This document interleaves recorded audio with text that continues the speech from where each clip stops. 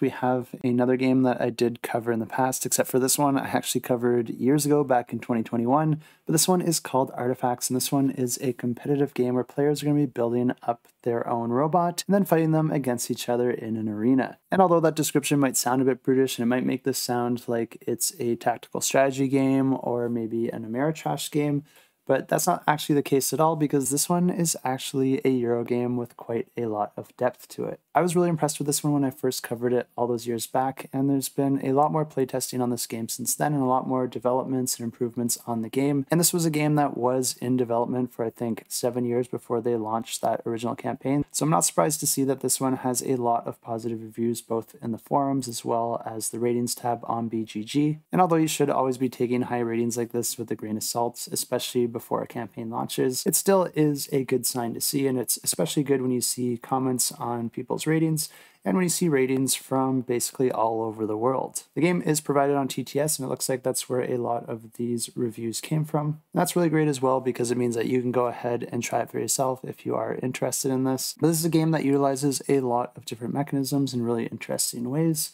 And if you are interested in it, like I said, I did cover this one a few years back, so I'll go ahead and roll that footage for you now. But also I should probably just apologize in advance if my presentation back then isn't quite as good as it is today. And this one's really interesting for a couple reasons, and the reason that there's such a huge range in the playtime is that you can play this game in two different ways. Well, you can actually play it in a lot of different ways, but the two extremes are that you can play a game with a pre-made machine for a shorter game length, and in that case you're just jumping straight into the tournament mode where you're going to be fighting against another player, or you could play over the entire game where you're going to be building up your own machine from scratch and then playing in battles and then coming back adding more to your machine and then going back and forth through battle and building phases as you build up your machine stronger each time until a final winner is decided. And to build a machine, you're going to be starting with a frame that starts with 4 cannons, and you're going to be adding different pieces to it to increase its attack, defense, movement directions, and the energy it has for those movements. You're also going to be able to add different resistances to different elements. This game really allows players to decide how complex they want the game, because there are a ton of modules that all fit together and add layers and layers of complexity on top of the core elements of this game.